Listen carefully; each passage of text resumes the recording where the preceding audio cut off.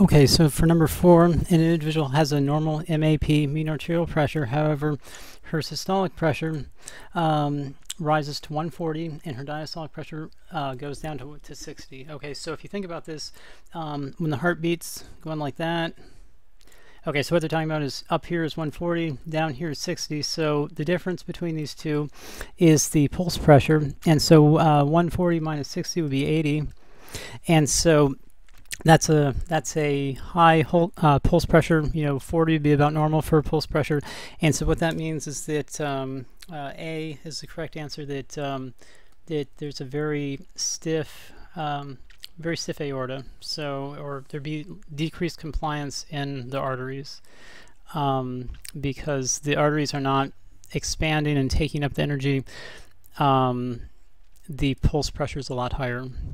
Okay, number 5 instance, I don't know how to pronounce that, but the dicrotic notch on the descending limb of the aortic pressure curve is due to, and it's due to the aorta recoiling. So let's see what it says here. Let's see. Closure of the mitral valve, no. Closure of the aortic valve, okay, that might be it. Ventricular systole, no. Atrial systole, no. No. Okay, so it's B.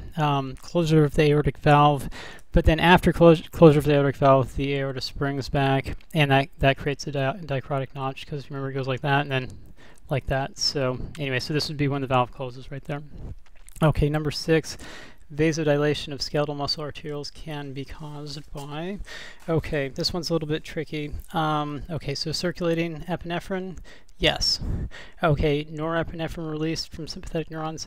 Okay, you would initially think yes, but if you remember, there's alpha 1s, alpha 2s, beta 1s, and beta 2 receptors, and epinephrine, it does all of these. Norepinephrine does all of these except for the beta 2s, and the beta 2s are what vasodilate. So B is not a correct answer. C, increased tissue interstitial fluid partial pressure of CO2. That's true. That's all the products of metabolism. They all signal back and say vasodilate and give us more blood. So D would be the correct answer because A and C are both true statements. Okay, which of the following is correct? Systolic pressure is the pressure attained at the peak of ventricular systole. That would seem to be true to me. So I think that is the answer. But let's look at the other ones. Mean arterial pressure is the difference between the highest and lowest aortic pressures during one cardiac cycle. Okay, that's not it. That would actually be pulse pressure. The dicrotic notch is due to the closing of the mitral valve. Nope, it's the aortic valve. Diastolic pressure is increased by an increase in heart rate. No, not really. No, that's not really true. Pulse pressure is determined by measuring the area under the curve and dividing by the time interval. No, there's no division. It's just systolic minus diastolic. Okay, number 8. In an upright posture, which of the following is the highest? Okay, let's see here. So we have mean arterial pressure in the carotid sinus. Okay, so that's the carotid sinus is a vein that receives blood from the coronary arteries. So we know it's not going to be a vein. Mean arterial pressure in the ascending aorta. Okay, so that sounds like that could be it.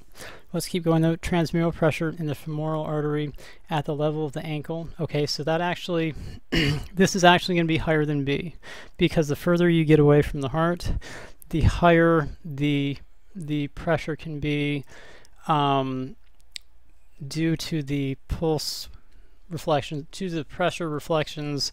The more distally you go, the higher the pressure can go, and we're still in the arteries. We haven't gone to an arterial yet, so C would actually be higher than B. Central venous pressure, absolutely not. That's the lowest pressure there is. That's right before you get into the right atrium. Peak ventricular pressure during systole. Let's see. This would not be it, but because you are going to get a higher pressure here and C in the femoral artery at the level of the ankle, just because you're further away from the heart. So I hope that makes sense.